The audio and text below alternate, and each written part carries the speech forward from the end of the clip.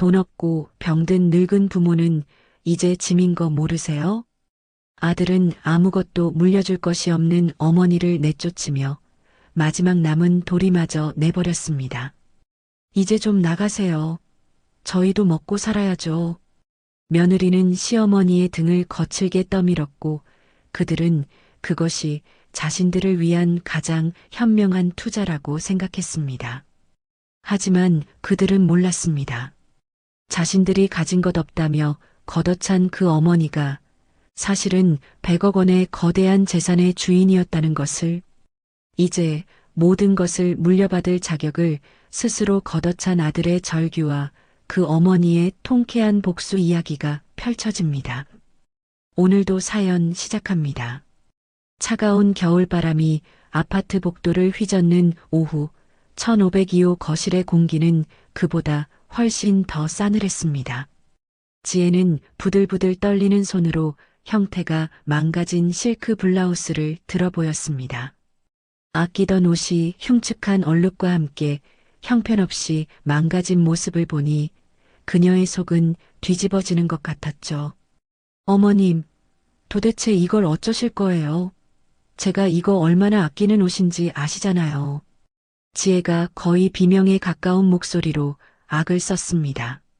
이런 원단은 드라이 맡겨야 되는 옷이라고 몇 번이나 말씀드렸는데 또 세탁기 돌리신 거예요? 그녀의 얼굴은 분노와 원망으로 새빨갛게 달아올라 있었습니다. 70대 초반의 시어머니 숙자는 어쩔 줄을 모르고 고개만 푹 숙인 채 서 있었습니다. 주름진 손을 맞잡고 안절부절 못하는 모습이 몹시 위태로워 보였죠. 아가, 나는 드라이 맡기는 돈이 아까워서 손빨래 살살하면 괜찮을 줄 알고. 숙자가 기어들어가는 목소리로 변명했지만 그 말은 오히려 지혜의 화를 돋을 뿐이었습니다. 누가 어머님한테 드라이클리닝 비용 내라고 했어요? 차라리 그냥 가만히나 계시지. 왜 일을 만드세요? 지혜가 블라우스를 소파 위로 신경질적으로 내던졌습니다. 빠듯한 살림을 쪼개 큰맘 먹고 샀던 자신을 위한 유일한 사치품이 한순간에 걸레 조각이 되어버렸으니까요. 미안하다, 정말 미안하다 아가. 숙자의 눈가에 결국 눈물이 맺혔습니다. 그때 마침 퇴근한 기영이 현관문을 열고 들어섰습니다. 그는 집안의 살얼음판 같은 분위기를 단번에 알아차리고는 미간을 깊게 찌푸렸습니다. 또 무슨 일이야? 동네 창피해 죽겠어. 당신 소리 지르는 목소리가 밖에서 다 들려. 기영이 넥타이를 거칠게 풀어내리며 짜증 섞인 목소리로 말했습니다. 지혜는 기다렸다는 듯이 남편에게 달려가 망가진 블라우스를 집어들고 하소연을 시작했죠. 여보, 이것 좀 봐. 어머님이 내 옷을 이 꼴로 만들어 놓으셨어. 내가 이거 사고 싶어서 생활비를 얼마나 아끼고 아꼈는지 당신도 알잖아. 기영은 아내의 손에 들린 옷과 잔뜩 겁을 먹은 어머니의 얼굴을 번갈아 쳐다보았습니다. 그의 표정에서는 일말의 연민도 찾아볼 수 없었습니다. 오히려 또냐하는 깊은 짜증만이 가득했습니다. 어머니, 제발 그냥 좀 가만히 계시면 안 돼요? 왜 자꾸 없는 살림에 손해를 끼치세요? 아들의 차가운 질책에 숙자의 가슴이 쿵 하고 내려앉았습니다. 기영아, 나는 정말 그런 게 아니라. 지혜는 이 기회를 놓치지 않고 남편의 팔을 붙들며 그동안 쌓였던 불만을 터뜨렸습니다. 여보, 나 이제 정말 하루도 같이 못 살아. 어머니 시골집으로 내려가시라고 해, 제발. 당신 사업도 어려운데 어머님 병원비까지 우리가 어떻게 다 감당해. 이젠 정말 한계라고. 아내의 절규에 가까운 외침에 기영은 잠시 눈을 감았다 뜨며 다시 한번 소리를 질렀습니다. 진짜 지긋지긋하다. 일도 잘 안 풀리는데 집에 와도 쉴 수도 없고. 그는 결심을 굳힌 듯 안방으로 들어가 낡은 보스턴백 하나를 들고 나왔습니다. 그리고는 가방을 어머니 숙자의 발치 앞으로 툭 던졌습니다. 어머니, 저희도 이제 힘듭니다. 시골집으로 내려가세요.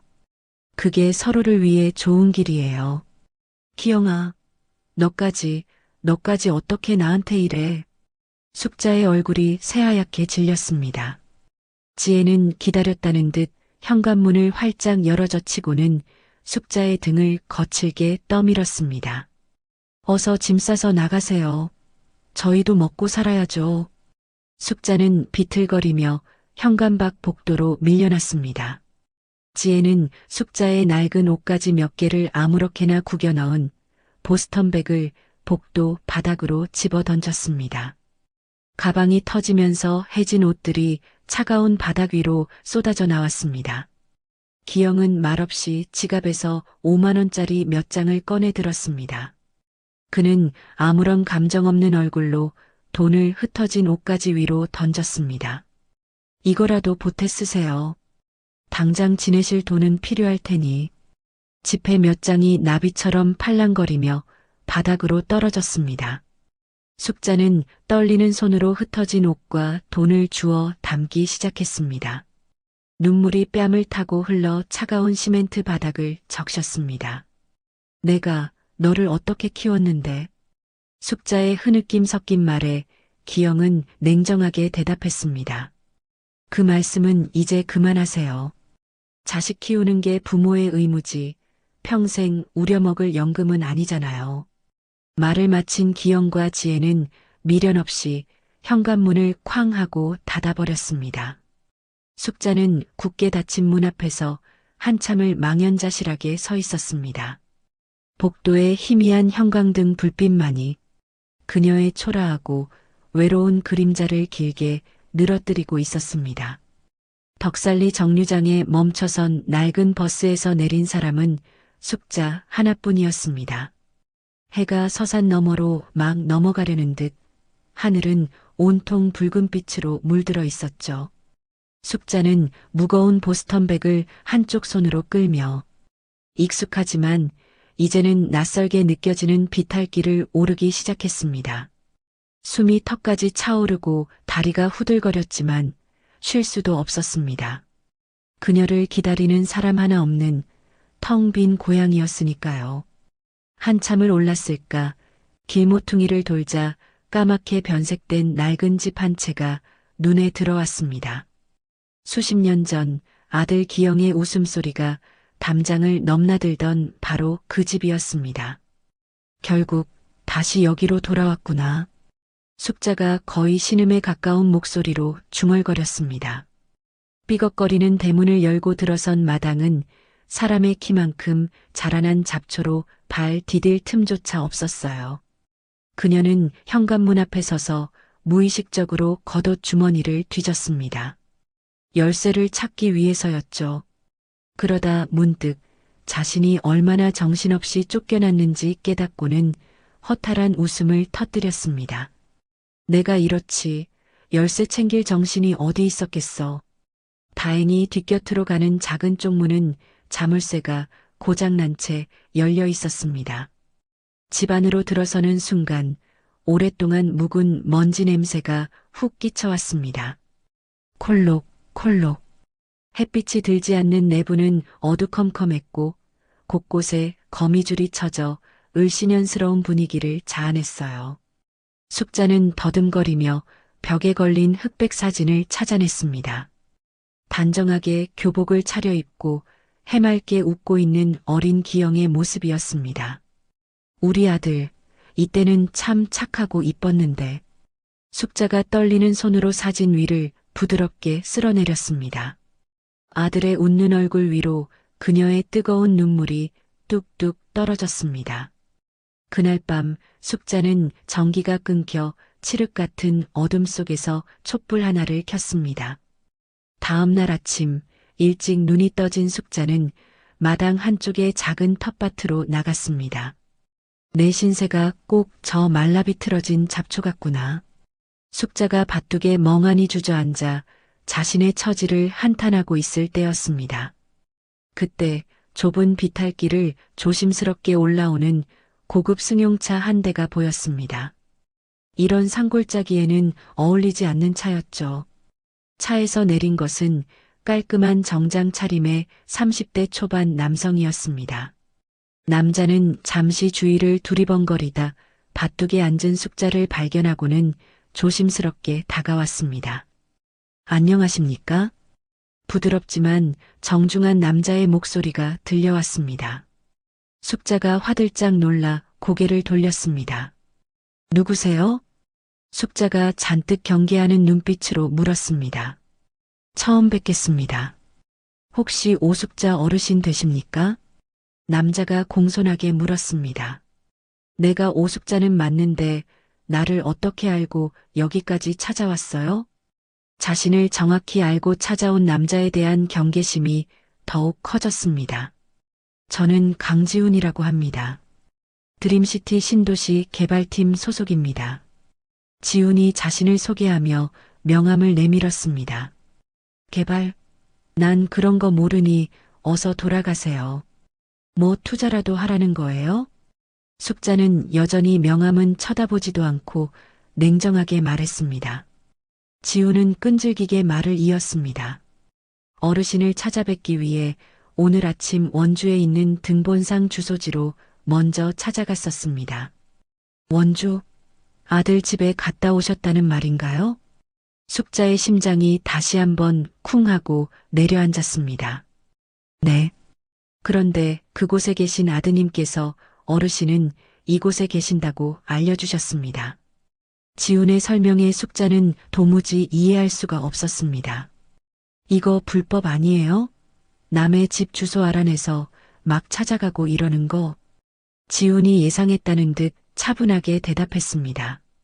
아, 불법 아니고 토지 개발을 하기 때문에 보상금 안내차 나온 겁니다. 보상금이요? 근데 보상금 이야기를 했는데 아들이 날 여기 있다고 순순히 알려주던가요? 돈이라면 사족을 못 쓰는 아들이라는 걸 누구보다 잘 알기 때문이었죠. 아드님께는 중요한 이야기는 드리지 않았습니다. 어르신 명의의 토지에 대해 정기토지 현황 실사가 나와서 소유주 본인 확인 서명이 필요한 간단한 행정 절차라고만 말씀드렸습니다. 이런 보상 문제 관련해서 자식분들께 먼저 설명드리면 가족 간의 싸움이 많이 생기기 때문에 조심스럽게 말씀드렸으니 걱정하지 않으셔도 됩니다. 아마 아드님께서는 별것 아닌 귀찮은 일이라고 생각하신 모양입니다. 그런 건 잘 모르겠고 어머니는 어제 시골집으로 가셨으니 그리로 가보라고 하시더군요. 그제야 숙자는 고개를 끄덕였습니다. 돈 안 되는 귀찮은 일은 질색하는 아들의 성격이라면 충분히 그러고도 남을 일이었으니까요. 이 쓸모없는 땅 보상이 나와봤자겠죠. 그래서 하고 싶은 말이 뭐요? 경계심은 풀렸지만 여전히 귀찮다는 듯 숙자가 퉁명스럽게 물었습니다. 네, 어르신. 실은 그 쓸모없는 땅이 정부에서 이 일대를 신도시 개발구역으로 최종 지정했습니다.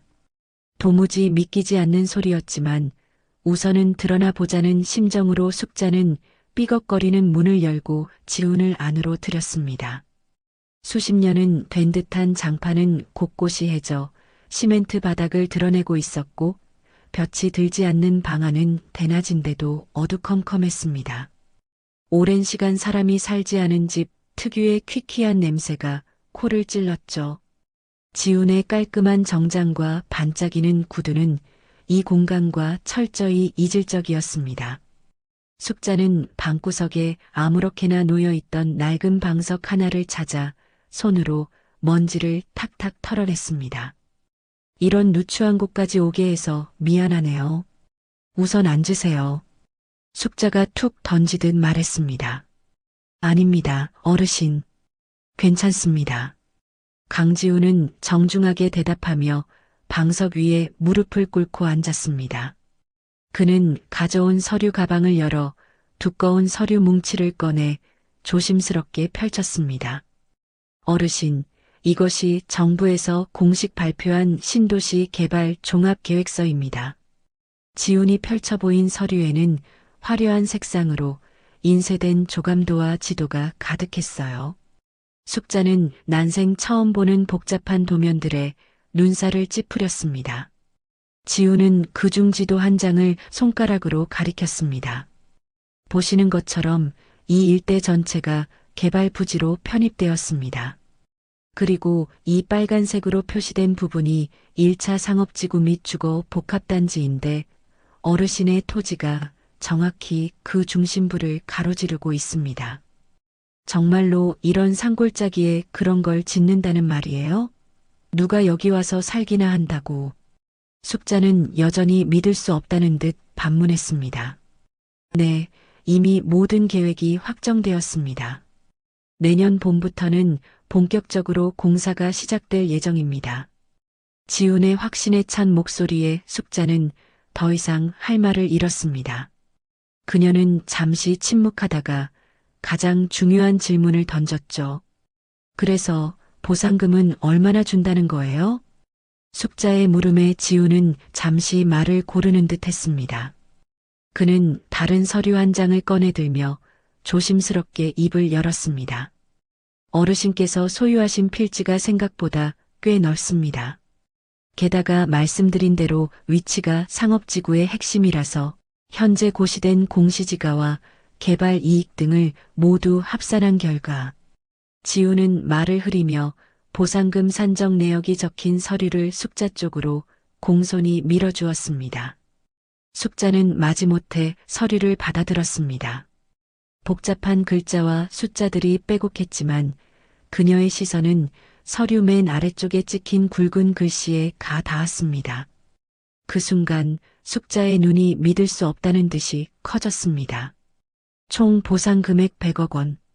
동그라미가 너무 많아 순간 숨이 턱 막혔어요. 이게 대체 무슨 숫자예요? 서류를 든 숙자의 손이 사시나무처럼 덜덜 떨렸습니다. 100억? 숙자가 거의 속삭이듯 되물었습니다. 네, 어르신. 총 보상 금액 100억 원이 맞습니다. 지훈이 차분하고 명확한 목소리로 대답했습니다. 아니, 잠깐만요. 이게 진짜일 리가 없잖아요. 지금 나를 놀리는 거죠? 숙자가 자리에서 벌떡 일어서며 흥분한 목소리로 외쳤습니다. 결코 농담이 아닙니다. 정부의 토지보상 기준법에 의거하여 감정평가사들이 정확하게 산정한 금액입니다. 100억이라니, 100억, 내가 평생 구경은커녕 상상도 못 해본 돈인데, 근데 너무 무섭네요. 갑자기 이런. 숙자는 다리에 힘이 풀리는 듯 그 자리에 다시 주저앉으며 중얼거렸습니다. 갑작스럽게 닥친 엄청난 소식에 머리가 핑 돌고 어지러웠습니다.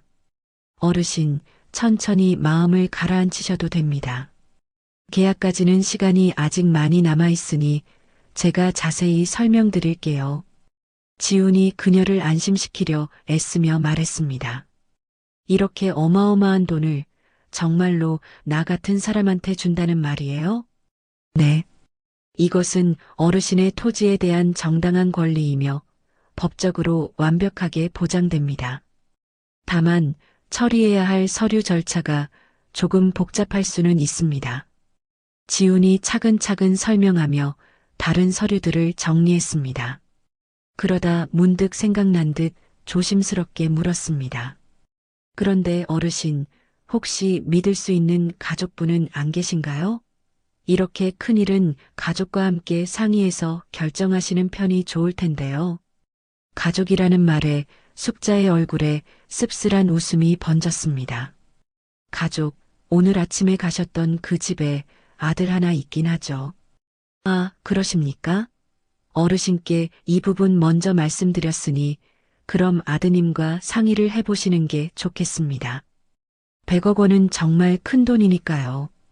지훈이 진심으로 조언했습니다. 하지만 숙자는 고개를 저었습니다. 그 아들이랑은 이제 상관없어요. 바로 어제 날 이 집으로 내쫓은 놈인걸요. 숙자가 체념한 듯 말했습니다. 네, 그게 무슨 말씀이십니까? 예상치 못한 대답에 지훈의 얼굴이 당황으로 물들었습니다. 돈 없고 병든 늙은 어미는 이제 짐이라더군요. 평생 허리 한번 못 펴고 뒷바라지에서 키워놨더니 그렇게 내치더라고요. 그런 자식하고 이런 걸 상의해서 뭘 하겠어요. 아, 정말 죄송합니다. 제가 모르고 큰 실례를 했습니다. 지훈이 진심으로 미안해하며 고개를 깊이 숙였습니다. 괜찮아요. 어차피 평생 혼자였던 인생인데 뭐. 숙자가 아무렇지 않은 척 손을 내저었습니다. 지훈은 잠시 숙자를 안쓰럽게 바라보다가 분위기를 바꾸려는 듯 물었습니다. 혹시 이 돈이 생기면 무엇을 하고 싶으신지 생각해 보신 적이 있으십니까? 글쎄요, 한 번도 생각해 본 적이 없어서. 숙자가 멍하니 대답했습니다.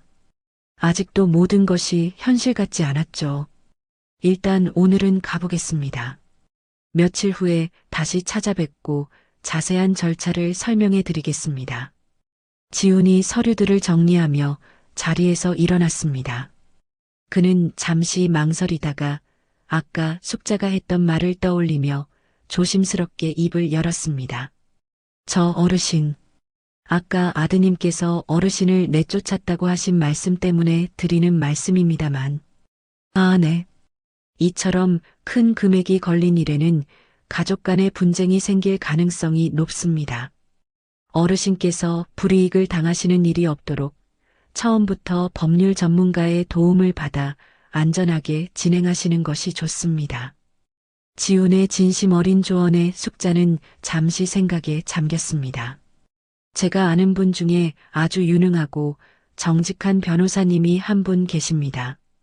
괜찮으시다면 다음번에 찾아뵐 때 그 변호사님과 함께 와서 정식으로 절차를 설명드려도 되겠습니까? 숙자는 자신을 내쫓던 아들의 차가운 눈빛과 자신을 진심으로 걱정해주는 눈앞의 젊은이를 번갈아 떠올렸습니다. 그렇게만 해준다면 나야 정말 고맙죠.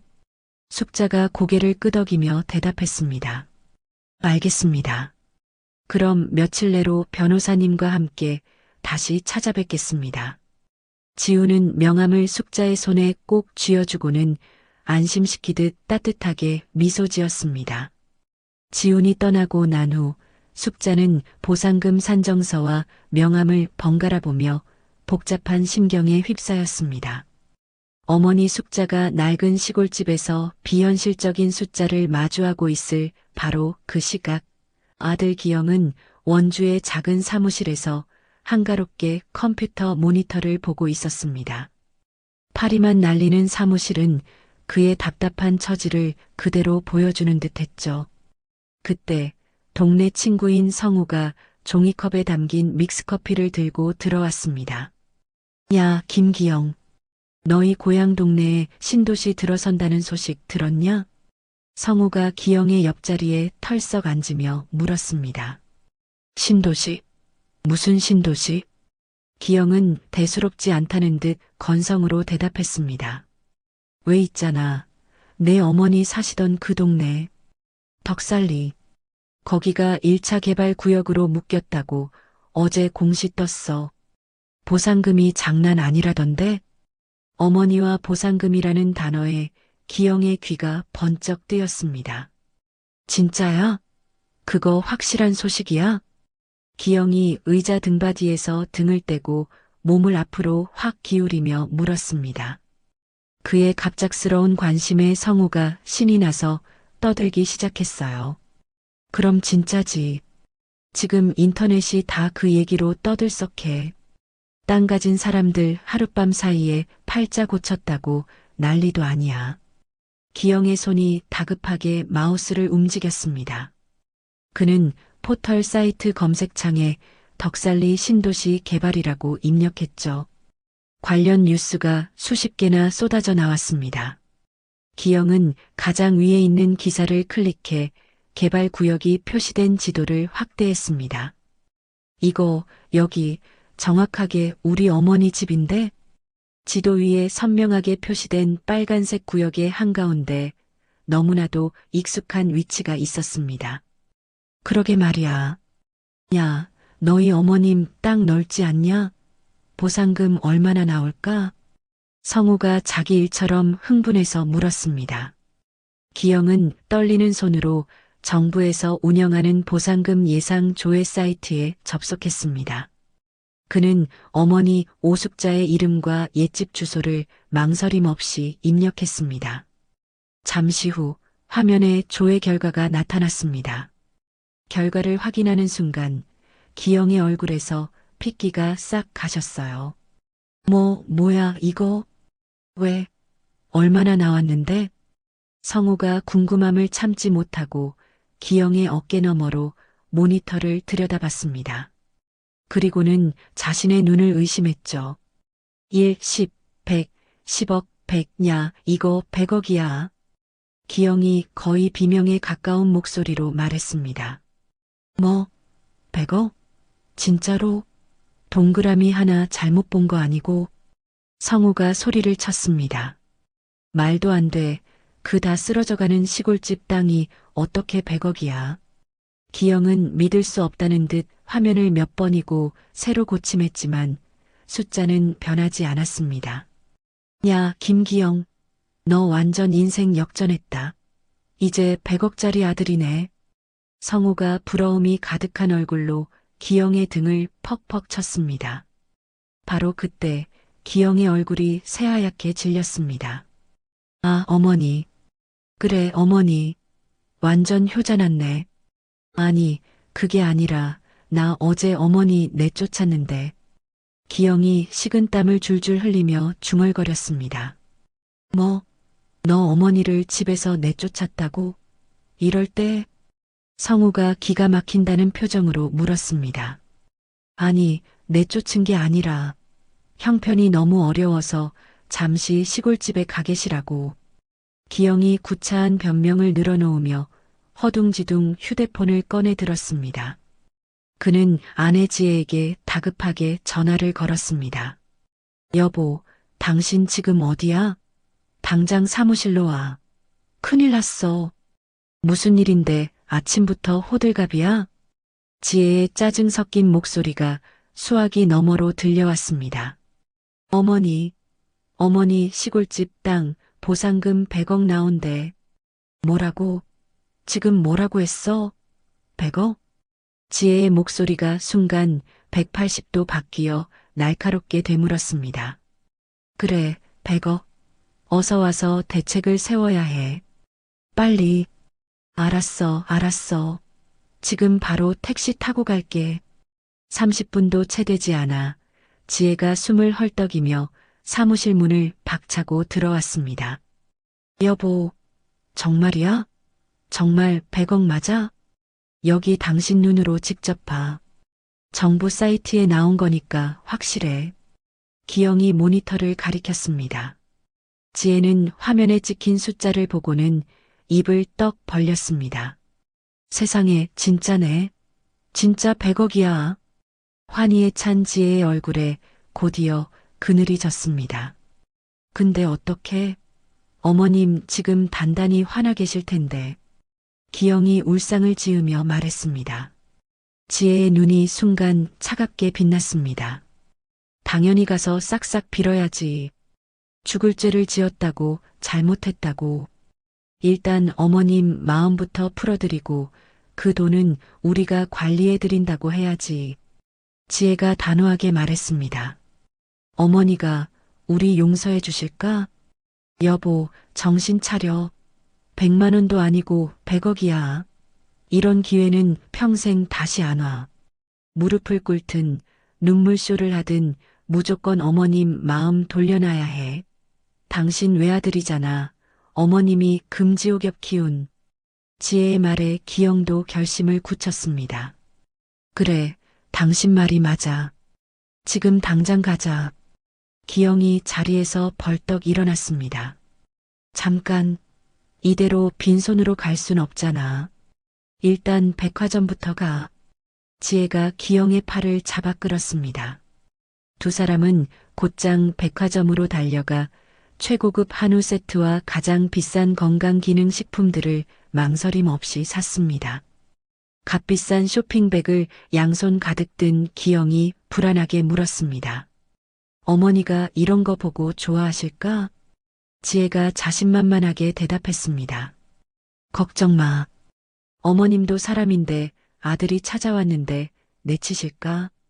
두 사람은 고급 외제차 트렁크에 선물들을 싣고 시골집으로 향했습니다.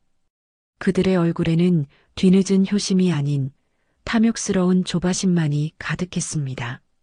탐욕을 가득 싣고 달린 고급 외제차는 1시간여 만에 먼지 쌓인 시골 마을의 좁은 비탈길로 접어들었습니다. 그들의 얼굴에는 오직 성공적인 사과라는 목표만이 가득했습니다. 기영이 익숙하게 대문 앞에 차를 세웠습니다.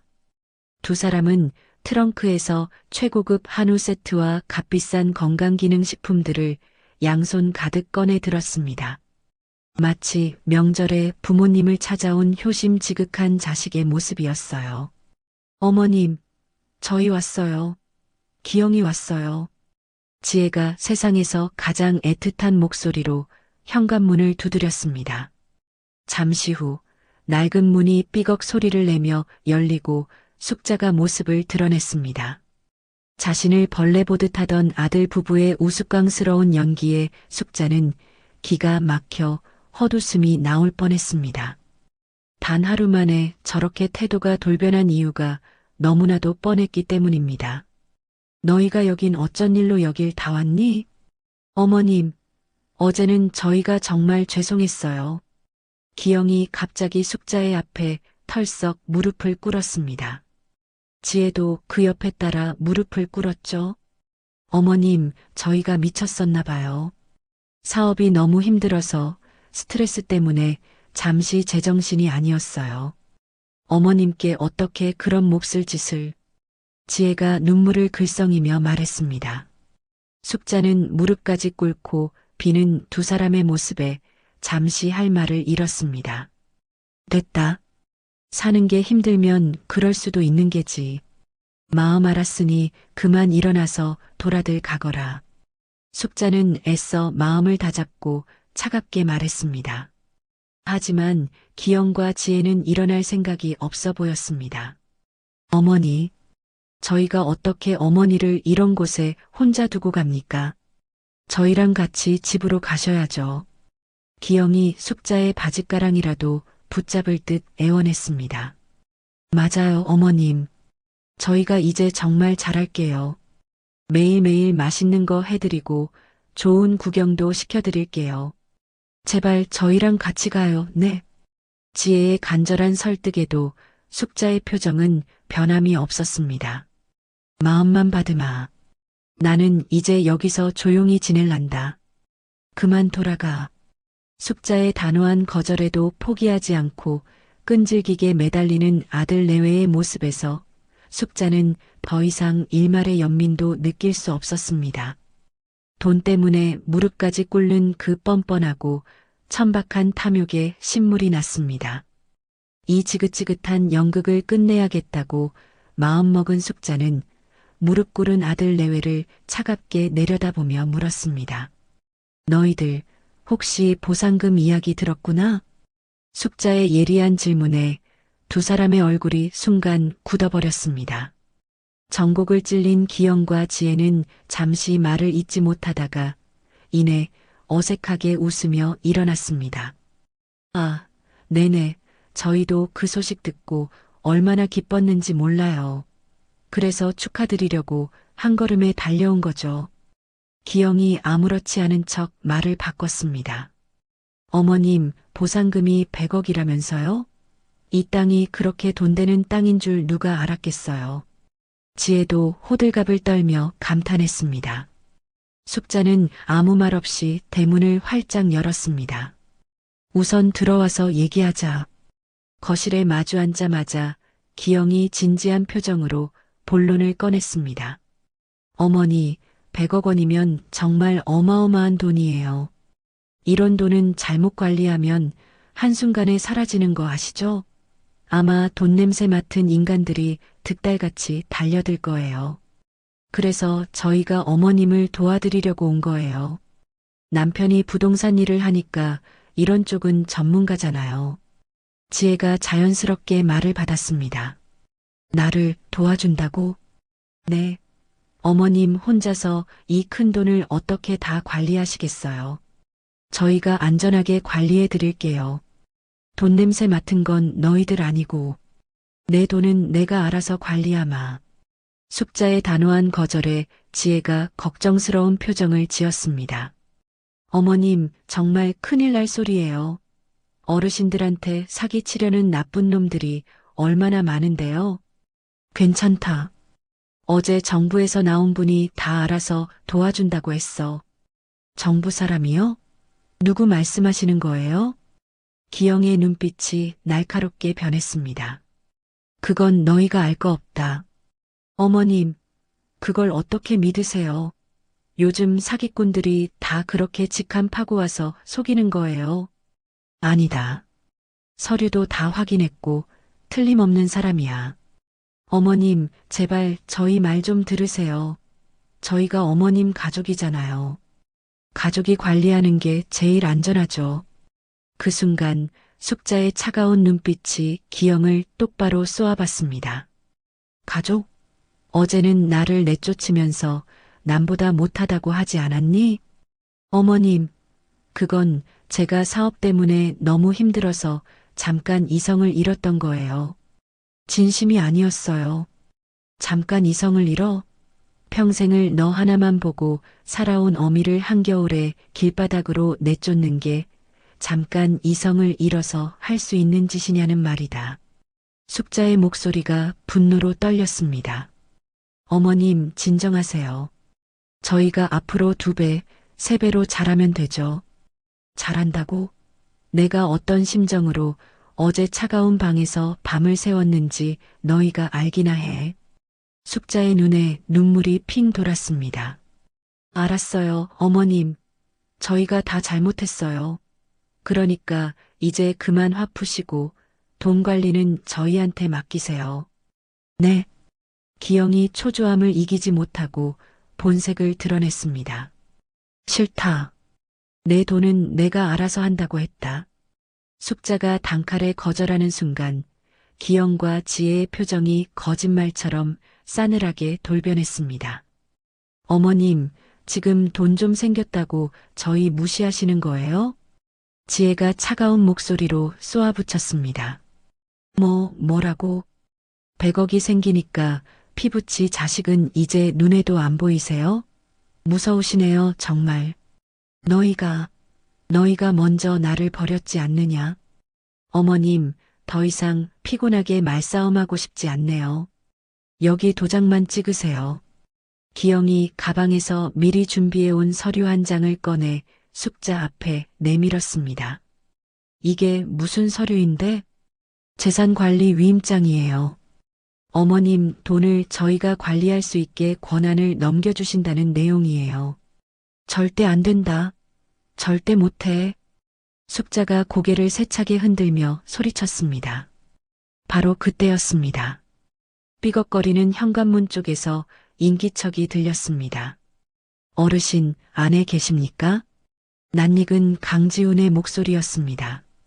팽팽한 긴장감으로 가득 찬 방 안 모두의 시선이 삐걱거리는 현관문으로 쏠렸습니다. 아들 부부의 탐욕과 어머니의 분노가 충돌하던 바로 그 순간이었죠. 이윽고 문이 열리고 강지훈이 모습을 드러냈습니다. 그의 뒤로는 서류 가방을 든 40대 중반의 남성이 함께 들어왔습니다. 어르신, 잠시 드릴 말씀이 있어 다시 찾아왔습니다. 아, 손님들이 계셨군요. 강지훈이 방 안의 험악한 분위기를 감지하고는 정중하게 인사했습니다. 안녕하세요. 법무법인 정진의 최민준 변호사입니다. 함께 온 남성이 명함을 내밀며 자신을 소개했습니다.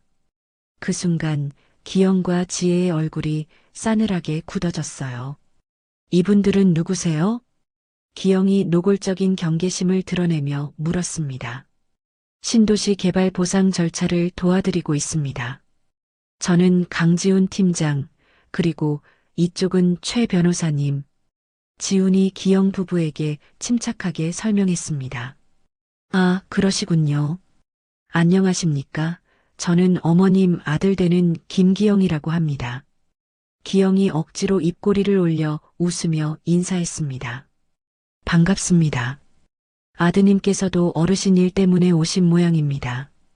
강지훈이 정중하게 응대했습니다. 네, 보상 이야기 듣고 저희 어머님 돈 관리를 도와드리려고 왔습니다. 연세도 있으시고 해서요. 지혜가 당연하다는 듯이 끼어들며 말했습니다. 최 변호사는 순식간에 방안의 기류를 파악하고는 조심스럽게 입을 열었습니다. 혹시 재산권 문제로 가족 간에 이견이 있으신 상황입니까? 아닙니다. 별거 아닙니다. 가족끼리 흔히 있는 의견 차이죠. 기영이 질색하며 손을 내저었지만 최 변호사는 그 말을 믿지 않았습니다. 그는 숙자를 향해 정중하게 고개를 숙이며 말했습니다. 어르신, 저희 법무법인 정진은 오늘부로 어르신의 법률 대리인으로서 보상금과 관련된 모든 법적 절차를 위임받았음을 알려드립니다. 앞으로 이와 관련된 모든 논의는 저희를 통해 주시면 됩니다. 최 변호사의 말은 기영과 지혜에게는 너희는 이제 빠져라는 선전포고나 다름없었습니다. 뭐라고요? 아니, 변호사님. 이건 저희 집안일입니다.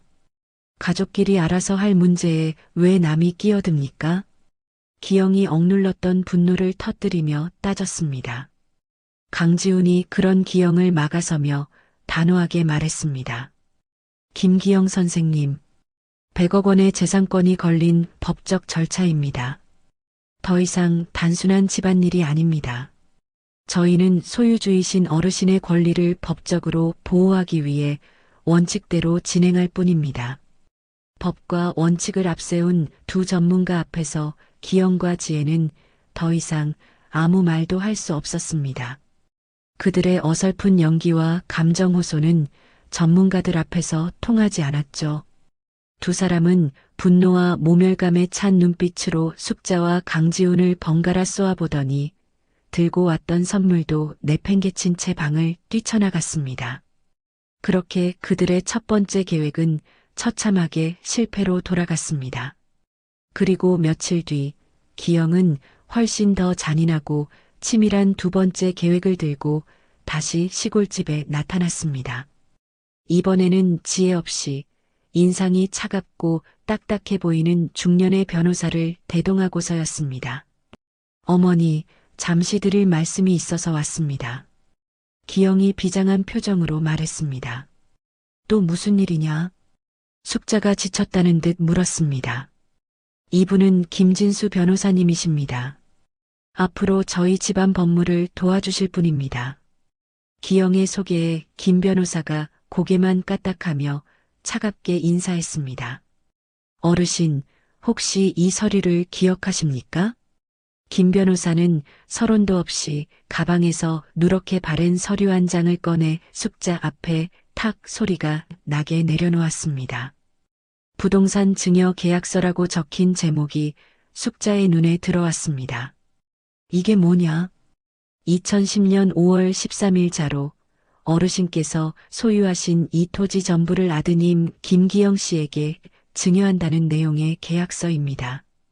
김 변호사가 냉정한 목소리로 설명했습니다. 증여? 내가 언제 이런 걸 썼다는 말이냐? 숙자가 쏘스라치게 놀라며 물었습니다. 어르신, 여기 어르신의 도장이 선명하게 찍혀 있지 않습니까? 기영이 기다렸다는 듯 서류의 한 부분을 손가락으로 가리켰습니다. 내 도장이라고? 이건 내가 찍은 게 아니다. 나는 이런 계약서에 도장을 찍어준 적이 없어. 숙자가 격분하며 소리쳤습니다. 그때 기영이 아주 차분하고 슬픈 목소리로 연기를 시작했습니다. 어머니, 13년 전 어머님 병원에 입원하셨을 때 일 정말 기억 안 나세요? 병원? 네. 어머님이 큰 수술받기 바로 전날 밤이었어요. 제 사업이 너무 힘들어서 자금 때문에 끙끙 앓고 있으니 어머니께서 먼저 이 땅이라도 담보로 쓰라면서 직접 도장을 찍어주셨잖아요. 기영은 마치 사실인 양 태연하게 거짓말을 늘어놓았습니다. 거짓말. 그런 일은 없었다. 내 기억은 똑똑해. 나는 땅을 넘겨준 적 없어. 숙자가 손을 내저으며 완강히 부인했습니다. 어르신, 연세가 있으시니 기억이 흐릿해지실 수도 있습니다. 벌써 13년 전의 일이니까요. 김 변호사가 비웃음 섞인 말투로 거들었습니다. 무슨 소리? 내가 평생 일군 땅을 넘기는 그런 중대한 일을 잊을 리가 있나? 어머니, 증인도 있어요. 그때 병실에 늘 계셨던 간병인 아주머니요. 저희가 이미 연락해서 증언도 확보했습니다. 어느새 들어왔는지 지혜가 문에 기대서며 결정타를 날렸습니다. 거짓말. 전부 다 거짓말이야. 너희들이 짜고 치는 수작이지. 숙자가 울먹이며 소리쳤습니다. 어르신, 이 서류는 법적으로 완벽하게 유효한 서류입니다. 보시는 바와 같이 변호사 사무실에서 공증까지 모두 마쳤습니다. 김 변호사가 서류를 펼쳐 보이며 말했습니다. 숙자의 눈앞이 캄캄해졌습니다. 그래서 이 가짜 서류로 대체 뭘 어쩌겠다는 게냐? 숙자가 절망 속에서도 분노를 터뜨리며 외쳤습니다. 김 변호사는 기다렸다는 듯 차갑고 잔인한 미소를 지으며 말했습니다. 현재 이 땅의 법적 소유주는 어르신이 맞습니다. 따라서 보상금 지급 대상자도 어르신으로 되어 있죠. 하지만 이 유효한 증여 계약서에 근거하여 저희는 지금 즉시 법원에 소유권 이전 등기 청구 소송을 제기할 겁니다. 김 변호사가 소송이라는 단어에 힘주어 말했습니다. 소송이라니 엄마를 상대로 소송을 걸겠다는 말이야? 정확히 이해하셨습니다. 그리고 소송이 진행되는 동안 해당 토지의 모든 재산권 행사는 동결됩니다. 즉, 어르신께 지급될 예정이던 100억 원의 보상금 지급 절차가 전면 중단된다는 의미입니다. 김 변호사의 말이 사형 선고처럼 숙자의 가슴에 비수처럼 꽂혔습니다. 그리고 저희가 이 소송에서 승소하면 이 땅의 소유권과 보상금 100억 원은 합법적으로 아드님이신 김기영 선생님께 모두 이전되는 겁니다. 아시겠습니까? 안 돼. 이건 사기야. 나는 도장을 찍은 적이 없단 말이에요. 숙자가 절규하며 자리에서 일어났습니다. 어머니, 진정하세요. 왜 일을 이렇게 복잡하게 만드세요? 그냥 좋게 저한테 넘기시면 되잖아요. 어차피 다 한 가족 돈인데. 기영이 마지막까지 위선적인 가면을 벗지 않고 말했습니다. 가족? 엄마를 길바닥에 내쫓고 이제는 하다하다 소송까지 걸어서 평생 일군 땅을 빼앗겠다는 놈이 무슨 가족이야. 어르신, 이제 그만 흥분하시고 현실을 받아들이시는 게 좋을 겁니다. 순순히 아드님께 명의를 이전해 주시지 않으면 길고 고통스러운 법정 싸움을 겪게 되실 겁니다. 김 변호사가 차갑게 쏘아붙이는 순간이었습니다. 숙자가 갑자기 가슴을 움켜쥐며 비틀거렸습니다. 아들이 자신을 상대로 벌일 끔찍한 소송전을 상상하니 숨이 턱 막혀왔습니다. 어머니, 기영이 깜짝 놀라며 일어났습니다. 숨이. 숙자가 말을 잇지 못하고 그대로 마룻바닥 위로 쓰러졌습니다. 어머니, 정신 차리세요. 119부터 빨리 불러요. 기영은 당황해서 쓰러진 어머니의 뺨을 때려보았지만 숙자는 이미 의식을 잃은 채 미동도 없었습니다. 핏기 하나 없이 새하얗게 질린 얼굴이었습니다. 시골 마을의 정적을 깨뜨리는 날카로운 구급차 사이렌 소리가 빠르게 가까워졌습니다. 잠시 후 숙자는 구급차에 실려 시내의 가장 큰 종합병원 응급실로 옮겨졌습니다. 기영의 연락을 받은 지혜도 병원으로 달려왔죠. 응급실 침대에 누워 링거를 꽂은 숙자의 얼굴은 밀랍 인형처럼 창백했습니다. 보호자분, 이쪽으로 잠시 오시죠. 의사가 차트를 들고 기영과 지혜를 불렀습니다. 네, 선생님. 저희 어머니 많이 안 좋으신가요? 기영이 초조한 얼굴로 물었습니다. 급성 스트레스로 인한 쇼크성 실신입니다. 혈압도 위험할 정도로 높고요. 일단 며칠간은 입원해서 절대적인 안정을 취하셔야 합니다. 생명에 지장이 있거나 한 건 아니죠? 지혜가 가장 궁금한 것을 물었습니다. 지금 당장은 괜찮습니다만 연세가 있으셔서 정신적인 충격이 몸에 그대로 나타난 겁니다. 환자분께 스트레스가 될 만한 일은 무조건 피하셔야 합니다. 의사가 경고하듯 말했습니다. 아무도 없는 병실 복도, 기영과 지혜는 심각한 얼굴로 마주 섰습니다. 여보, 갑자기 돌아가시기라도 하면 어떡해? 지혜가 주위를 살피며 불안한 목소리로 속삭였습니다. 절대 안 되지. 지금 돌아가시면 큰일 나. 기영이 단호하게 말했습니다. 근데 왜? 돌아가시면 그냥 우리가 상속받는 거 아니야? 그게 더 간단하지 않아? 지혜가 의아하다는 듯 물었습니다. 당신 바보야? 김 변호사 말 못 들었어? 만약 어머님이 지금 당장 변호사 불러서 전 재산을 사회에 환원한다는 유언장이라도 남기고 돌아가시면 우린 빈털털이야. 기영이 답답하다는 듯 목소리를 낮춰 쏘아붙였습니다. 아, 그럼. 그러니까 상속 같은 불확실한 거에 기댈 게 아니라 우리가 가진 증여 계약서로 소송을 걸어서 확실하게 빼앗아 와야 한다고. 그러려면 어머님이 살아계셔서 소송의 상대방이 되어주셔야지. 아, 그래서 소송 끝날 때까지는 살아계셔야 한다. 이거구나. 그래. 그러니까 소송 끝날 때까지만이라도 효부 노릇 똑바로 하자고. 의사도 스트레스 주지 말라잖아. 우리가 지극정성으로 간호하는 모습을 보여줘서 나중에 재판에서도 유리하게 써먹어야지. 그들의 걱정은 어머니의 건강이 아닌 계획의 차질에 대한 것이었습니다. 그럼 어떻게? 별 수 있나? 소송 끝날 때까지만이라도 효부 노릇 똑바로 해야지. 의사도 스트레스 주지 말라잖아. 우리가 지극정성으로 간호하는 모습 다들 똑똑히 보게 만들자고. 기영의 눈이 차갑게 빛났습니다. 병실로 옮겨진 숙자는 저녁이 되어서야 천천히 눈을 떴습니다. 어머니, 정신이 좀 드세요? 제가 얼마나 걱정했는지 아세요?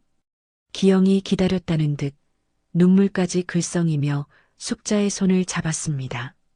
하지만 숙자는 아무 대답 없이 텅 빈 눈으로 얼룩진 병원 천장만 멍하니 바라볼 뿐이었습니다. 아들 부부 쪽으로는 시선조차 주지 않았어요. 어머님, 제가 어머님 좋아하는 흰죽 사왔어요. 기운 차리셔야 저희랑 법정 싸움도 하시죠. 어서 한 숟갈만 드세요. 지혜가 일부러 들으라는 듯 가시 돋친 농담을 섞어 죽을 내밀었습니다.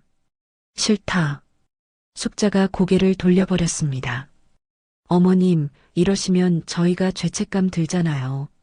저희 때문에 쓰러지신 것도 아닌데 꼭 저희 탓 같아서 마음이 너무 아파요. 지혜가 보란듯이 손수건으로 눈가를 닦는 신용을 했습니다. 먹고 싶지 않으니 그냥 나 좀 내버려둬. 숙자는 다시 눈을 감아버렸습니다. 그 후로 이틀이 지났지만 숙자는 물 한 모금조차 입에 대지 않았습니다. 삶에 대한 모든 의지를 놓아버린 사람처럼 보였어요. 어머니, 제발 이러지 마세요. 이러다 정말 돌아가시면 저희 상속세만 더 나와요. 기운 차리셔서 재판도 받으시고 저희가 이기는 꼴도 보셔야죠. 기영이 애타는 표정 뒤에 숨겨진 본심을 무심코 드러냈지만 숙자는 반응이 없었습니다. 일단 저희는 밥 좀 먹고 올게요. 그렇게 기영과 지혜가 자리를 비웠을 때 병실 문이 조용히 열리고 강지훈이 들어왔습니다. 그의 손에는 싱싱한 과일이 가득 담긴 바구니가 들려 있었죠. 어르신, 좀 어떠십니까? 지훈이 조심스럽게 인사하며 침대 곁으로 다가왔습니다.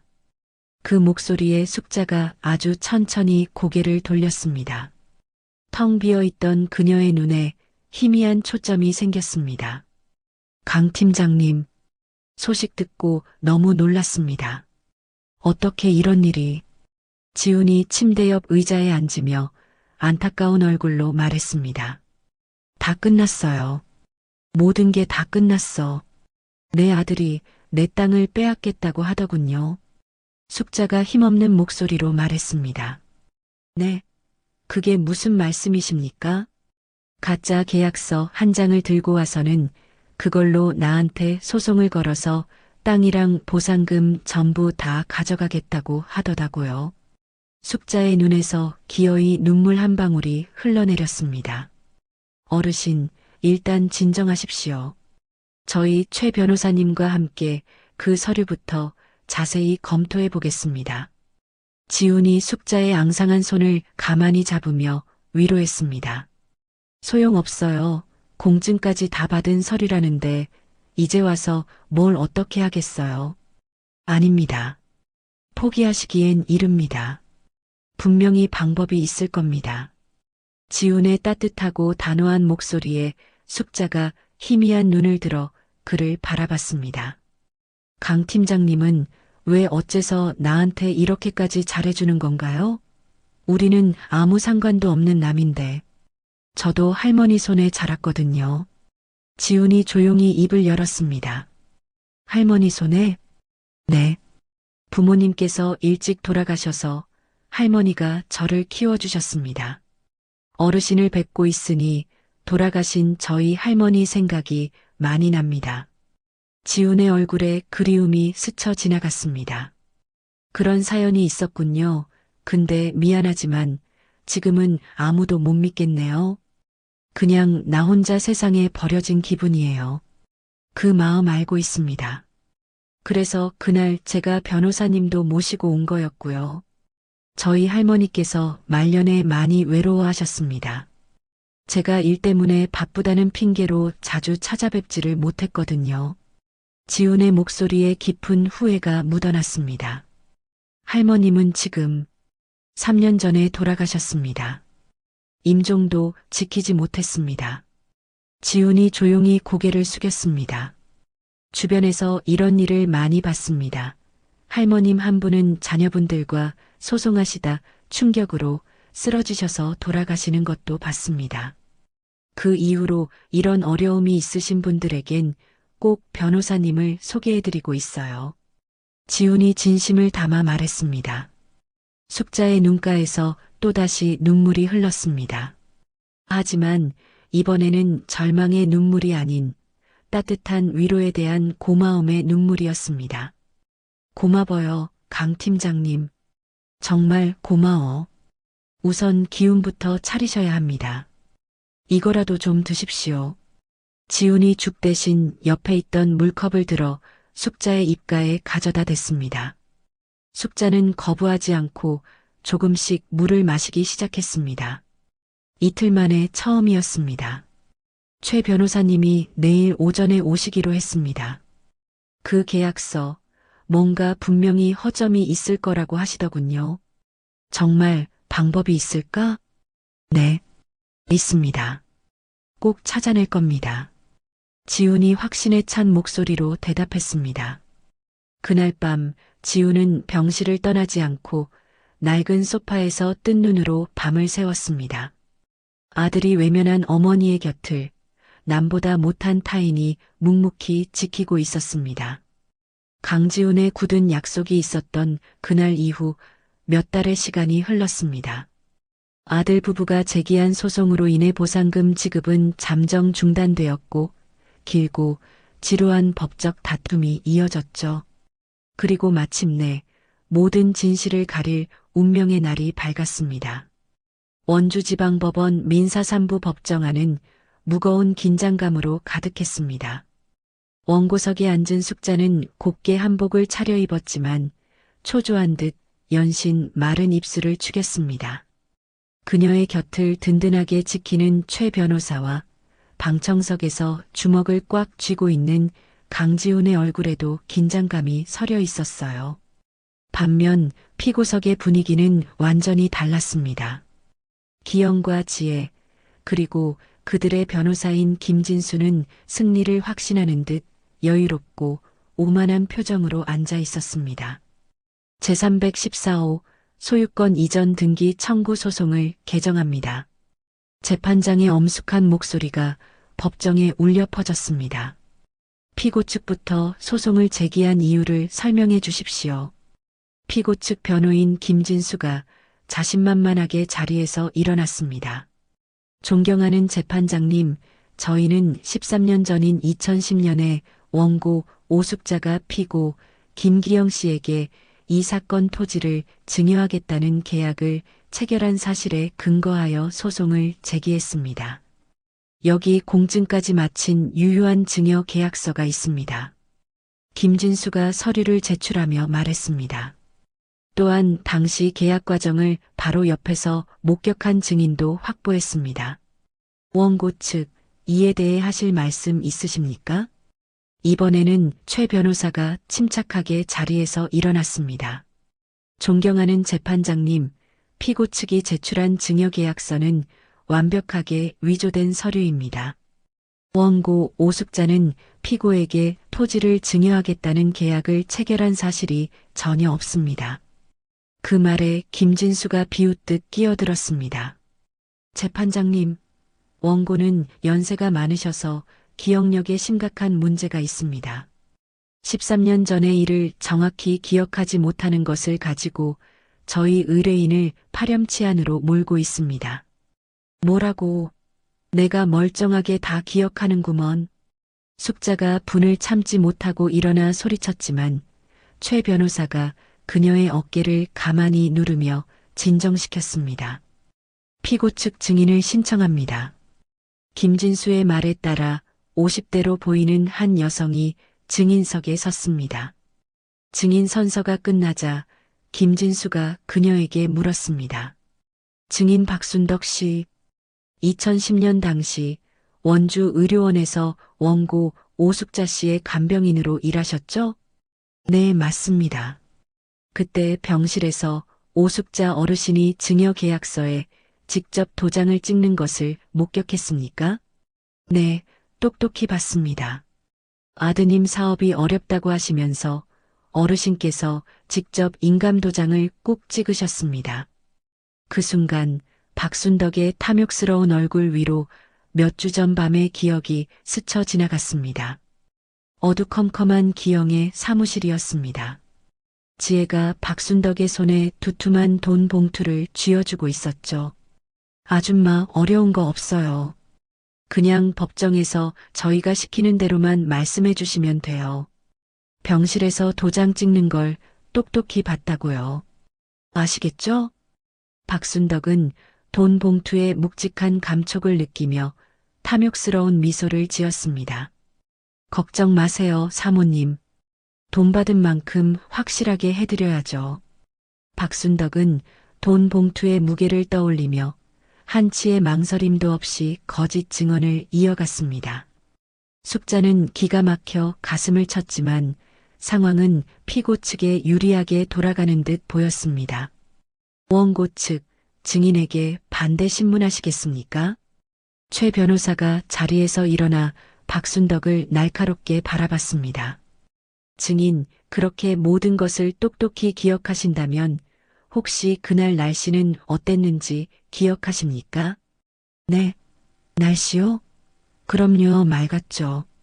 과연 그럴까요? 최 변호사는 기다렸다는 듯 준비한 증거 자료를 제출했습니다. 존경하는 재판장님, 지금부터 저희 측 증거를 제출하겠습니다. 첫 번째 증거는 계약서에 찍힌 인주에 대한 국립과학수사연구원의 감정 결과입니다. 결과가 어떻게 나왔습니까? 인주 성분을 분석한 결과 2018년에 처음 상용화된 화학 형광 물질이 검출되었습니다. 2010년에는 존재하지도 않았던 인주라는 의미입니다. 즉, 이 도장은 명백히 최근에 찍힌 것입니다. 그 순간 법정 전체가 술렁거렸습니다. 기영과 지혜, 그리고 김진수 변호사의 얼굴이 하얗게 질렸어요. 또한 피고 측이 계약 체결일이라고 주장하는 2010년 5월 13일 원고는 병원이 아닌 마을 잔치에 참석하고 계셨습니다. 증거 영상이 있습니다. 그리고 이날 병원 날씨는 비가 오고 있었습니다. 대형 모니터에 그 날짜의 병원 외부 CCTV 영상과 13년 전 마을 잔치 영상이 재생되었습니다. 영상 속에서 숙자는 다른 노인들과 함께 환하게 웃으며 춤을 추고 있었습니다. 화면 우측 하단에는 2010년 5월 13일이라는 날짜가 선명하게 찍혀 있었죠. 김진수 변호사가 당황해서 일어났습니다. 재판장님, 영상의 날짜 표기는 조작될 수 있습니다. 마지막으로 피고 김기영 씨가 왜 이런 무리한 주장을 하는지에 대한 증인을 신청합니다. 최 변호사의 말에 숙자의 오랜 이웃인 김철수 노인이 증인석에 섰습니다. 증인, 2010년 당시 피고 김기영 씨의 금전 상황에 대해 아는 대로 증언해 주십시오. 저놈은 그때 사업 자금이 아니라 도박 빚에 허덕이고 있었구먼요. 동네방네 돈 빌리러 다니고 어미 속을 시커멓게 태웠지요. 동네 사람들이 다 아는 사실이요. 거짓말. 저 영감님이 지금 노망이 나셨나? 재판장님, 전부 거짓말입니다. 기영이 벌떡 일어나 소리쳤지만 재판장의 차가운 제지에 입을 다물어야 했습니다. 최 변호사가 재판장을 향해 마지막으로 말했습니다. 존경하는 재판장님, 이 모든 증거를 종합해 볼 때 이 사건은 피고 김기영이 거액의 보상금을 가로채기 위해 증여 계약서를 위조하고 증인까지 매수하여 버린 파렴치한 사기극임이 명백합니다. 모든 것이 밝혀지자 김진수 변호사는 더 이상 아무런 반박도 하지 못하고 고개를 숙였습니다. 잠시 휴정했던 재판장이 다시 법정에 들어와 판결을 선고했습니다. 원고의 주장을 모두 인정한다. 피고가 제출한 증여 계약서는 위조된 것으로 판단되므로 무효이며 이 사건 토지의 소유권은 원고 오숙자에게 있음을 확인한다. 그 순간 숙자의 눈에서 뜨거운 눈물이 흘러내렸습니다. 그녀는 최 변호사의 손을 잡고 연신 고개를 숙였습니다. 감사합니다. 정말 감사합니다. 변호사님. 기영과 지혜는 모든 것이 끝났다는 사실에 넋이 나간 표정으로 자리에 주저앉아 있었습니다. 어르신, 우리가 이겼어요. 이제 저 땅은 온전히 어르신 겁니다. 방청석에 있던 강지훈이 달려와 기쁜 얼굴로 숙자의 손을 맞잡았습니다. 법정 복도에서 기영은 이성을 잃고 소리쳤습니다. 말도 안 돼. 이게 어떻게 된 거야. 다 끝났다고 생각했는데. 하지만 그의 분노에 찬 외침에 귀를 기울이는 사람은 아무도 없었습니다. 민사재판에서의 통쾌한 승리도 잠시 숙자의 마음은 다시 무겁게 가라앉았습니다. 최 변호사가 약속대로 기영과 지혜 그리고 간병인 박순덕을 사문서 위조와 위증 혐의로 형사 고소했기 때문입니다. 아들이 곧 죄수복을 입게 될지도 모른다는 생각에 숙자는 며칠 밤낮을 잠 못 이루고 있었습니다. 다음 날 거실 소파에 앉아 착잡한 마음을 달래고 있던 숙자 앞에 두 사람이 들이닥쳤습니다. 며칠 사이에 헬쑥하고 초췌해진 모습의 기영과 지혜였습니다. 두 사람은 숙자를 보자마자 그 자리에 풀썩 무릎을 꿇었습니다. 법정에서의 오만함은 온데간데 없었죠. 어머니, 제가 저 좀 살려주세요. 기영이 아이처럼 울음을 터뜨리며 숙자의 발치에 매달렸습니다. 어머님, 저희가 정말 미쳤었나 봐요. 100억에 눈이 멀어서 이대로 가면 저희 둘 다 꼼짝없이 감옥에서 몇 년을 썩어야 한대요. 어머님, 제발, 제발 고소만은 취하해 주세요. 어머니 손으로 아들을 감옥에 보내실 겁니까? 네. 지혜가 바닥에 머리를 찌우며 통곡했습니다. 숙자는 차갑게 굳은 얼굴로 그들을 외면했습니다. 그들의 눈물이 또 다른 연기일 뿐이라는 것을 애써 되뇌었습니다. 머리로는 전부 알고 있었지만 무릎을 꿇고 어머니를 부르짖으며 잘못했다며 비는 아들의 모습을 보니 숙자의 가슴은 갈기갈기 찢어지는 듯 했습니다. 저 뱃속으로 낳은 자식을, 저 핏덩이를 업어 키운 어미가 어떻게 제 손으로 차가운 감옥에 보낼 수 있단 말인가. 수십 년의 세월이 주마등처럼 스쳐 지나갔습니다. 숙자는 눈을 질끈 감았습니다. 일단 돌아가거라 생각해 볼 테니. 그녀의 입에서 천근만근 같은 목소리가 흘러나왔습니다. 다음 날 숙자는 최 변호사에게 전화를 걸었습니다. 변호사님, 죄송합니다. 어르신 무슨 말씀이신지. 내 손으로 아들을 감옥에 보낼 수는 없어요. 저 핏덩이를 낳고 내 목숨보다 귀하게 키웠는데 내가 어떻게 그래요? 숙자의 눈에서 뜨거운 눈물이 뺨을 타고 흘러내렸습니다. 못난 아들이라도 원수 같은 놈이라도 내 아들인걸, 변호사님. 부디 고소를 취하해 주십시오. 어르신, 정말 괜찮으시겠습니까?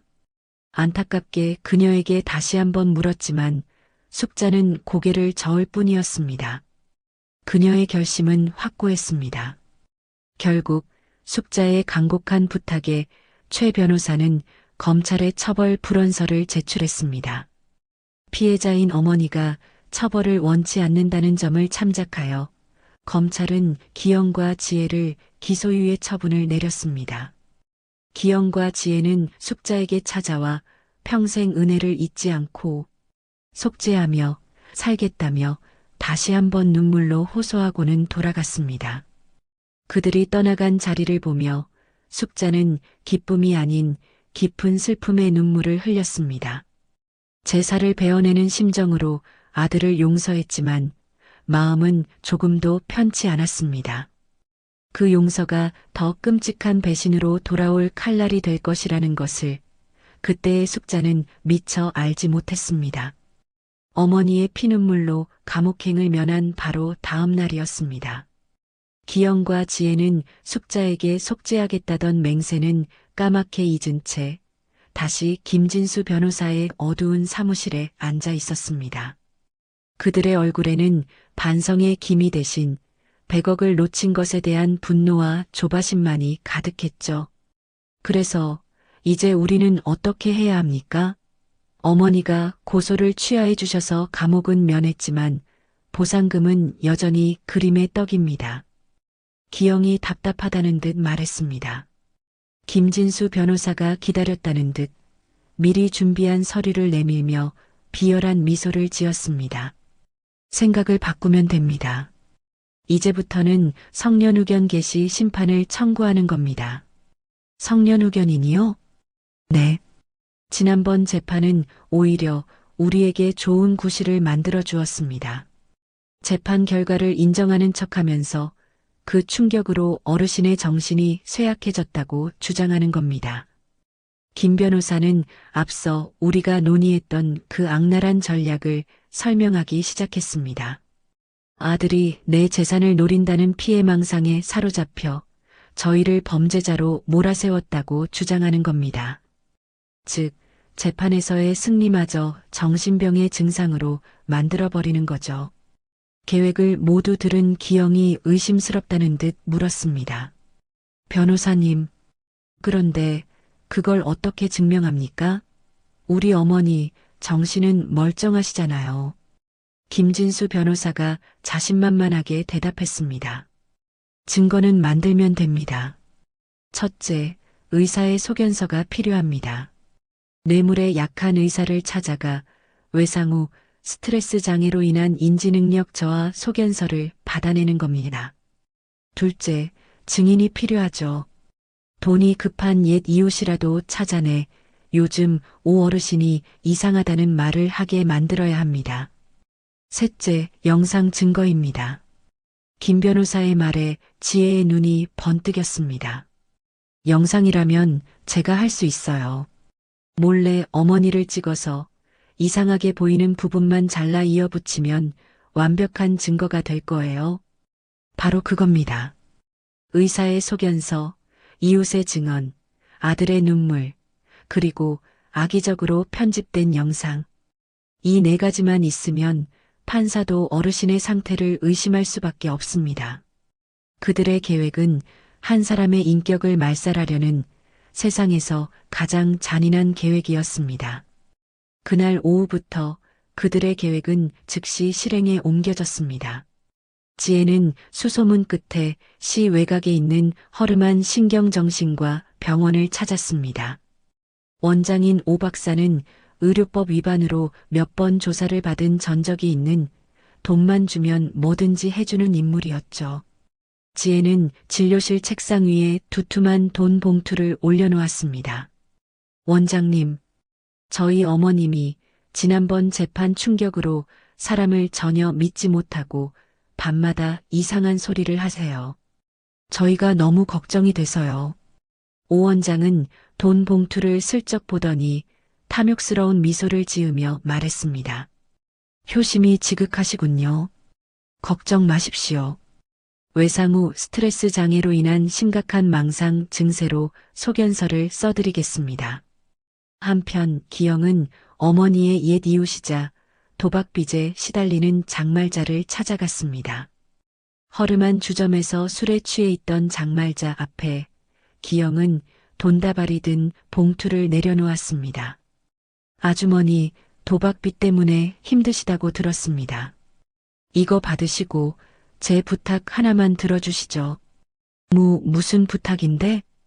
법원에 가서 그냥 저희 어머니가 요즘 이상해 보인다고만 말해주시면 됩니다. 혼잣말을 하고 사람을 잘 못 알아본다고요. 하지만 오숙자 언니는 멀쩡하잖아. 아주머니, 이 돈이면 빚 갚고도 남습니다. 그냥 그렇게 받다고만 하세요. 기영의 회유에 장말자는 돈다발과 자신의 양심 사이에서 처절하게 갈등했습니다. 하지만 결국 그녀는 떨리는 손으로 돈 봉투를 집어들었습니다. 모든 준비가 차근차근 진행되고 있었습니다. 그날 밤 숙자가 머무는 빌라 근처에 세워진 기영의 차 안. 그는 망원 렌즈가 달린 카메라로 창문 너머의 숙자를 몰래 촬영하고 있었습니다. 평화롭게 뜨개질을 하는 어머니의 모습을 그는 사냥감을 노리는 맹수처럼 차가운 렌즈 안에 담고 있었습니다. 어머니가 베푼 용서는 아들의 더 끔찍한 배신을 위한 준비 시간이 되어주고 있었습니다. 그렇게 끔찍했던 악몽이 드디어 끝났다고 이제는 정말 괜찮을 거라고 스스로를 다독이던 어느 평화로운 오후였습니다. 숙자는 지훈이 마련해준 빌라의 작은 베란다에서 화초에 물을 주고 있었습니다. 그때 집배원이 들고 온 등기우편 하나가 그 평온을 깨뜨렸습니다. 봉투에 선명하게 찍힌 원주가정법원이라는 글자에 숙자와 마침 함께 있던 지훈의 얼굴이 굳어졌습니다. 법원? 재판은 다 끝났는데 이게 무슨... 숙자가 떨리는 손으로 봉투를 뜯었습니다. 안에는 몇 장의 서류가 들어 있었죠.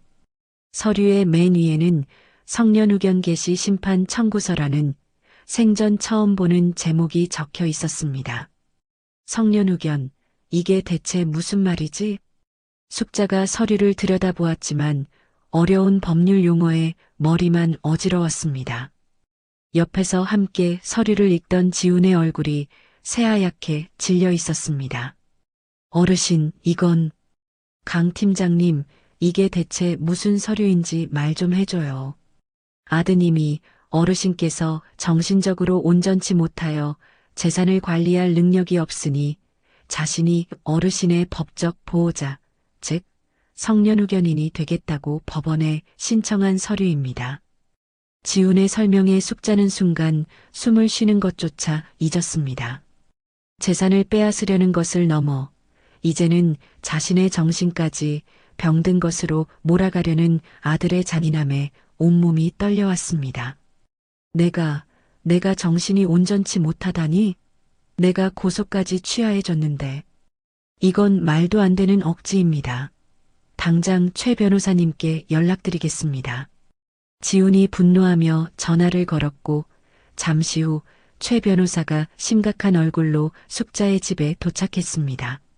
서류를 모두 검토한 최 변호사의 표정은 그 어느 때보다 무거웠습니다. 어르신, 이건 지난번 증여계약서 소송보다 훨씬 더 악랄하고 힘든 싸움이 될 수 있습니다. 그게 무슨 말씀이십니까, 변호사님? 지난번에는 서류가 가짜라는 것을 증명하면 됐습니다. 하지만 이번에는 어르신께서 정신적으로 온전하다는 것을 스스로 증명하셔야만 합니다. 최 변호사의 말에 숙자는 눈앞이 캄캄해졌습니다. 상대 측은 어르신께서 치매라는 것을 증명하기 위해 의사의 소견서, 주변 사람들의 거짓 증언, 악의적으로 편집된 영상 등 온갖 수단을 동원할 겁니다. 한 사람의 존엄성을 걸고 싸워야 하는 아주 더러운 싸움이 될 겁니다. 그때 숙자의 휴대폰이 요란하게 울렸습니다.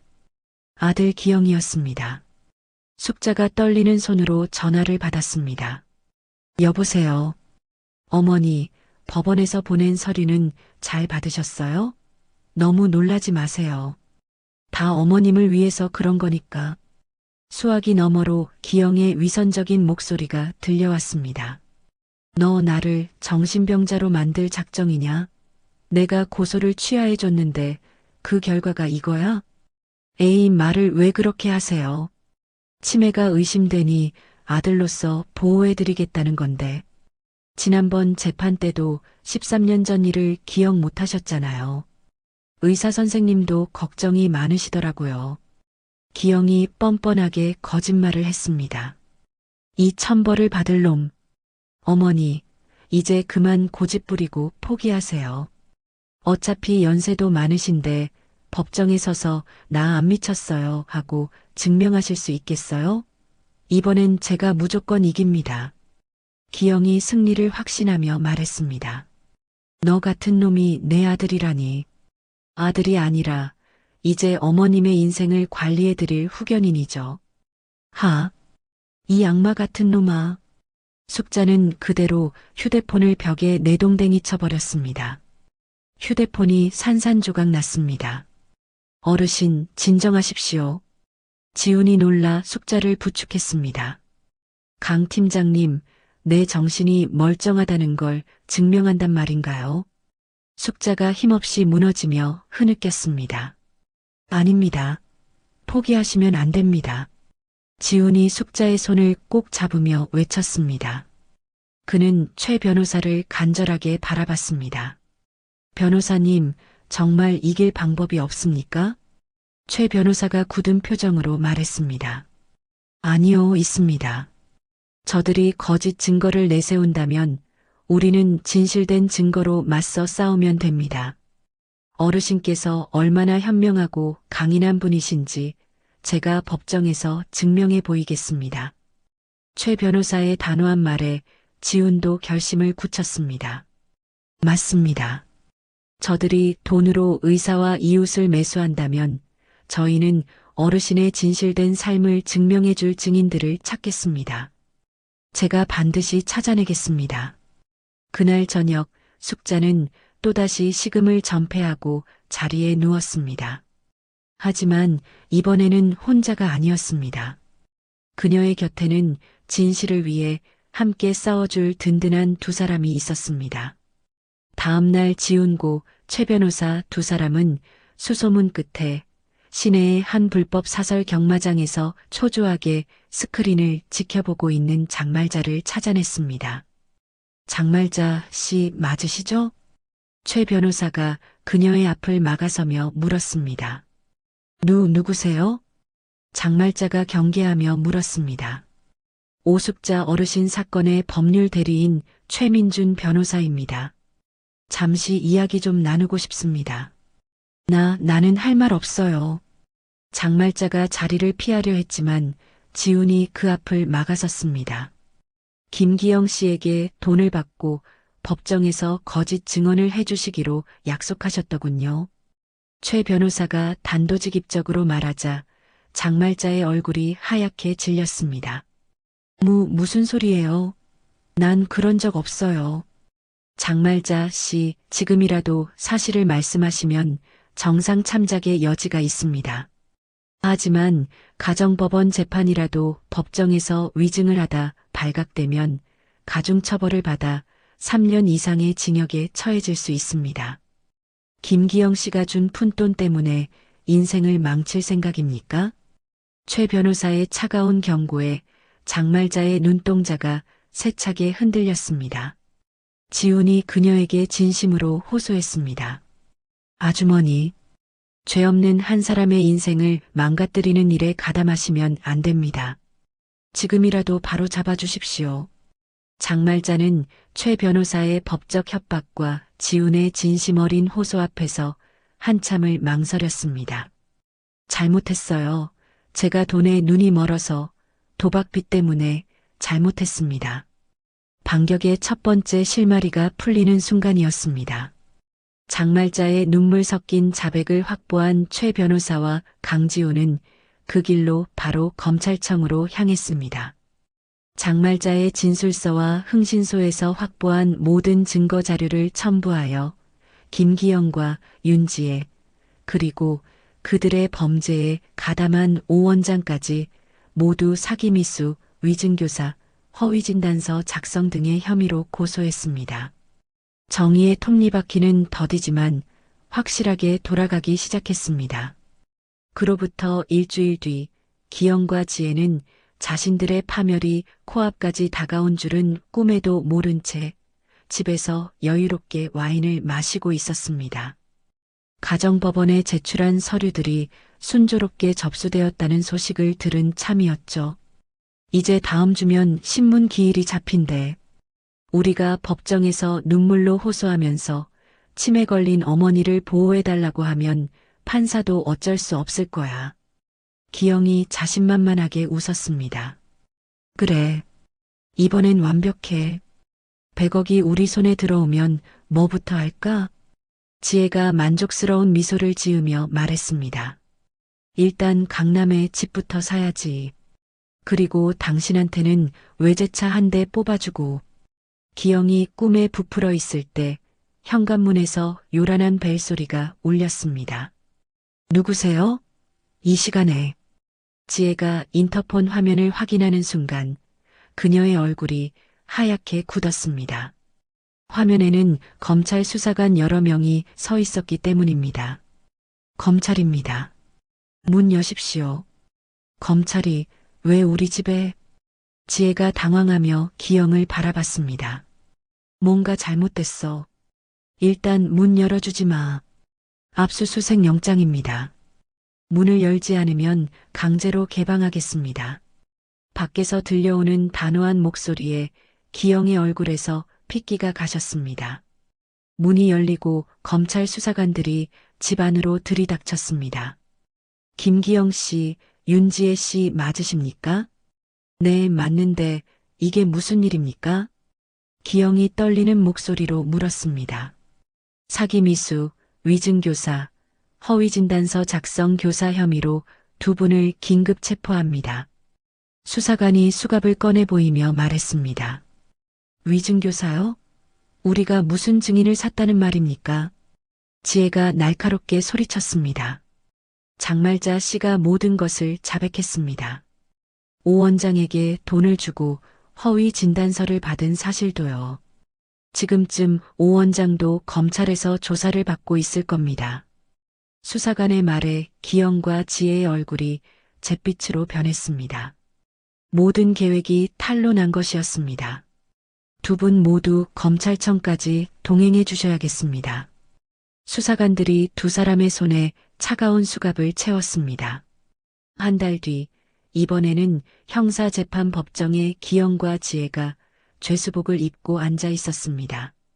방청석에는 숙자와 지훈, 최 변호사가 착잡한 표정으로 재판을 지켜보았죠. 검사가 모든 증거를 제시하며 그들의 죄를 밝혔습니다. 피고인들은 거액의 보상금을 가로챌 목적으로 자신의 어머니를 정신병자로 몰아 사회적으로 매장시키려 한 반인륜적인 범죄를 저질렀습니다. 장말자의 자백 영상, 오 원장의 병원에서 나온 증거, 돈이 오고 간 계좌 내역까지 모든 것이 명백했습니다. 궁지에 몰린 기영과 지혜는 서로에게 책임을 떠넘기기 시작했습니다.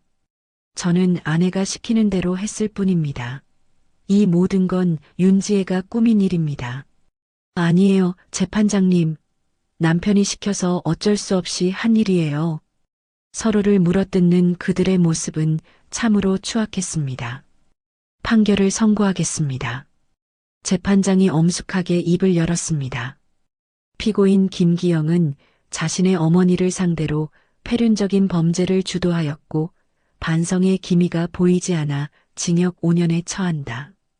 피고인 윤지혜는 범행에 적극적으로 가담하였으므로 징역 3년 6개월을 선고한다. 기영과 지혜는 그 자리에 주저앉아 절망했습니다. 또한 피해자 오숙자 씨에게 정신적 피해에 대한 배상금 5천만 원을 연대로 지급하라. 판결이 끝나고 두 사람은 교도관들에게 이끌려 법정을 나섰습니다. 어머니, 기영이 마지막으로 숙자를 향해 애타게 외쳤지만 숙자는 끝내 뒤를 돌아보지 않았습니다. 아들과의 기나긴 악연을 제 손으로 끊어내는 순간이었습니다.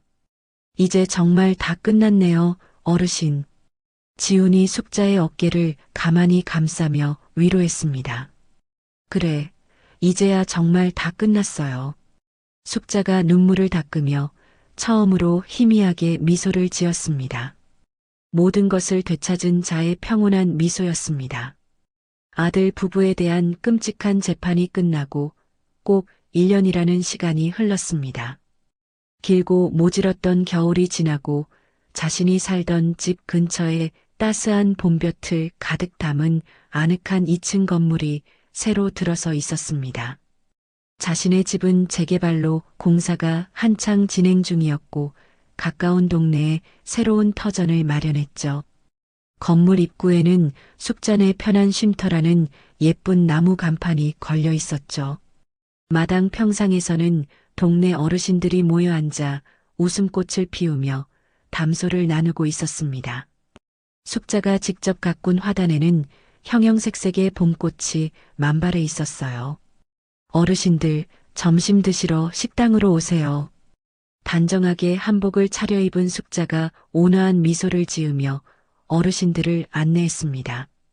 그녀는 이제 더 이상 외로운 노인이 아닌 이곳 쉼터에 존경받는 원장이었습니다.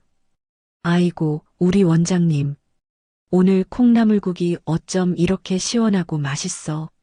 한 할머니가 숙자의 손을 잡으며 말했습니다. 입에 맞으셨다니 다행이네요. 더 드시고 싶으시면 언제든 말씀하세요. 원장님 덕에 우리가 늙어서 이런 호강을 다 누리고 살아. 제가 더 감사하죠. 어르신들이 곁에 계셔 주셔서 제가 외롭지 않은걸요.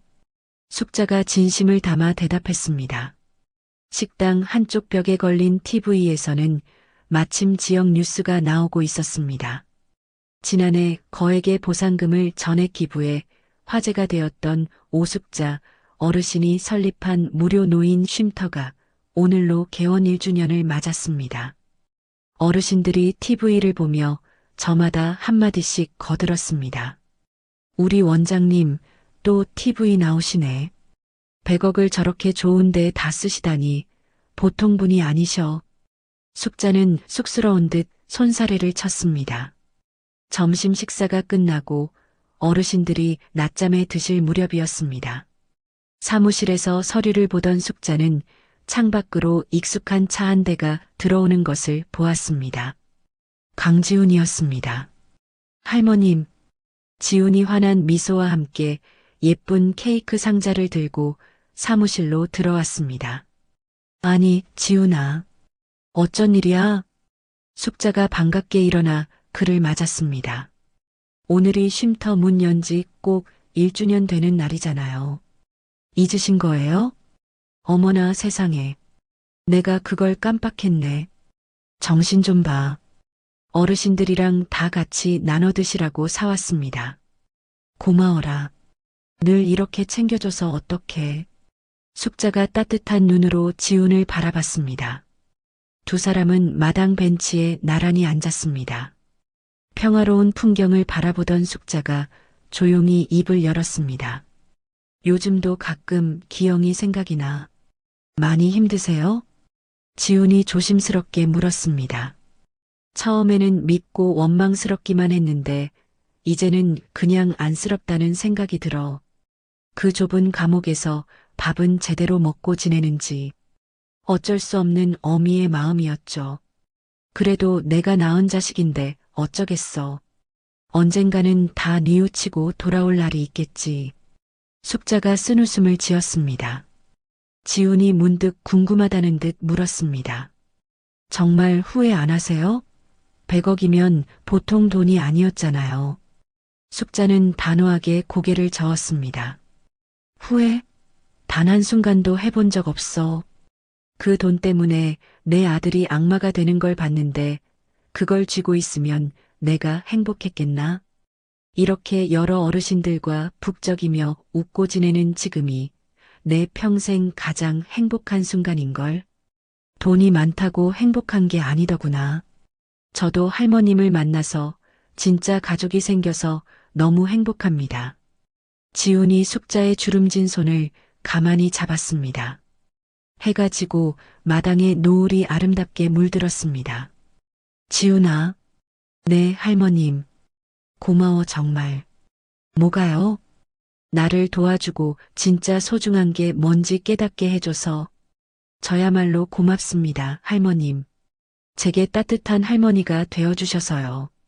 두 사람은 밤하늘에 하나둘 떠오르는 별들을 함께 올려다보았습니다. 쉼터의 창문마다 새어나오는 불빛이 세상에서 가장 따뜻하게 번지고 있었습니다.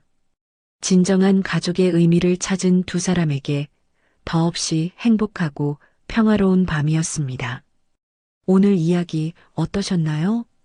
혹시 끝까지 함께 해주신 분이 계시다면 잘 들었다고 댓글 하나만 남겨주세요. 여러분에게도 따뜻하고 빛나는 날들이 찾아올 거예요. 구독과 좋아요는 다음 이야기를 이어가는 큰 힘이 됩니다. 지금까지 오늘도 사연이었습니다. 더 깊고 따뜻한 이야기로 다시 찾아뵐게요. 편안한 하루 보내세요. 감사합니다.